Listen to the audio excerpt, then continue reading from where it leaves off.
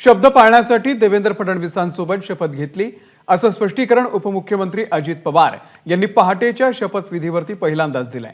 त्यासोबतच पवारांचा मुलगा नसल्यानं आपल्याला संधी मिळाली नाही याचा पुनरुच्चार देखील अजित पवार यांनी केलेला आहे। याशिवाय चव्हाणांनी संधी देऊनही 11 वर्षांमध्येच शरद पवारांनी त्यांना सोडलं असं देखील अजित पवार यांनी सांगितलं।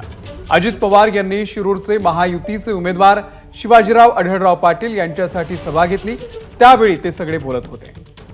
5-6 मीटिंग झाल्या दिल्लीमध्ये एका उद्योगपतीच्या घरी, आणि नंतर मुंबईला आल्यानंतर मला म्हणले की नाही आपल्याला भाजपमध्ये नको जायला, आपण शिवसेनेबरोबर जाऊ।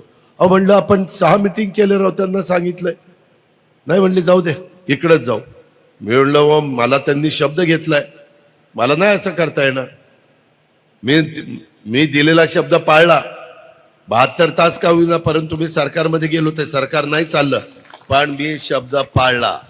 मी अमितभाईंना सांगितलं, देवेंद्रजींना सांगितलं, माझ्या देखत हे ठरलेलं होतं, मी त्या पद्धतीनं शब्द पाळलेला आहे। आम्हाला पवार साहेब आमचं दैवत आहे, त्याबद्दल दुमत नाही, परंतु प्रत्येकाचा काळ असतो। कुठंतरी 80 वर्षाच्या पुढे गेल्यानंतर नवीन लोकांना संधी द्यायला पाहिजे। केंद्रकरांनो, मी जर साहेबांचा मुलगा असतो तर मला संधी मिळाली असती का नाही? असती का नाही? मिळालीच असती। फक्त आम्ही त्यांच्या मुलगा नाही म्हणून मला संधी नाही, हा कसा न्याय? चव्हाण साहेबांनी संधी देऊन पण 78लाच 11 वर्षातच साहेबांनी चव्हाण साहेबांना सोडलं। काय वाटलं असेल चव्हाण साहेबांना? आणि तिथं संधी दिल्यामुळं आज पवार साहेब इथपर्यंत पोहोचलेले आहेत।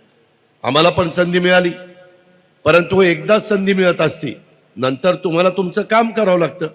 लोक काही सारखं साहेबाचा पुतण्या द्या रे त्याला मत द्या, साहेबाचा पुतण्या द्या रे त्याला मत द्या, असं करतील का?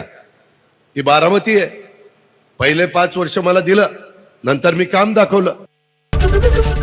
एबीपी माझा, उघडा डोळे बघा नीट।